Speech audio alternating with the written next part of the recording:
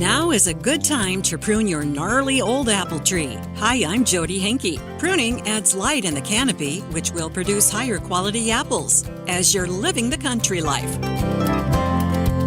Living the Country Life. Ideas and inspiration for your place in the country.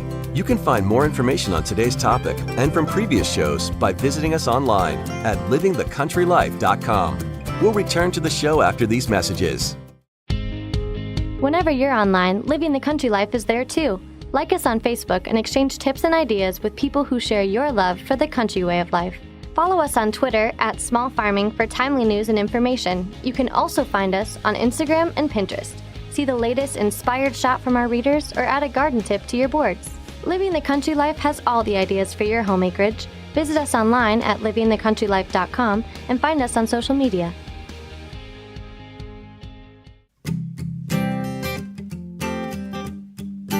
If you're looking for new ideas for what to do around your place in the country, register for the Living the Country Life newsletter. Once a week, you'll receive helpful tips in your inbox on a wide variety of seasonal and timely topics, along with so much more.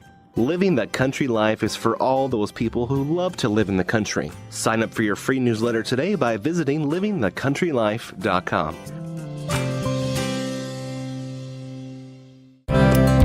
My neighbor has 3 big old apple trees, and I don't think they've ever been pruned. Oh, they still produce apples, but the fruit is very small and low quality. Old trees can bear nice fruit if they're given the right pruning and TLC. Peter Hurst is a horticulture professor at Purdue University. He says neglected trees become overgrown to the point where the center of the tree is shaded out. To rejuvenate apple production, you have to get fruit buds out of the shade. That's the whole key to the whole deal, because when you have light, you get these strong fruiting buds producing good quality fruit.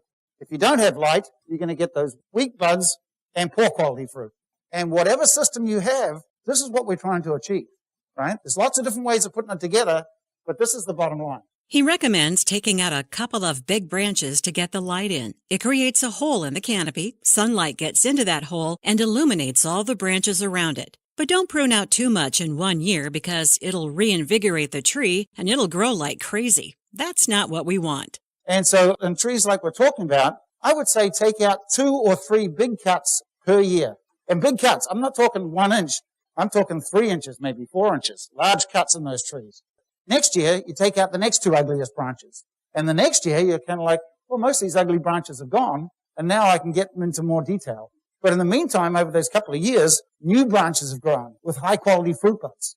Pruning an old tree will lead to higher yields and better quality fruit, but the tree is still old and probably past its prime. Plant some new trees nearby, and you'll have nice apples to pick in the years to come. Learn more about keeping big old apple trees productive at livingthecountrylife.com. I'll see you in the country.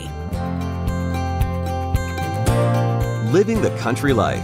Ideas and inspiration for your place in the country. You can find more information on today's topic, share your tips, and post photos by visiting us online at livingthecountrylife.com.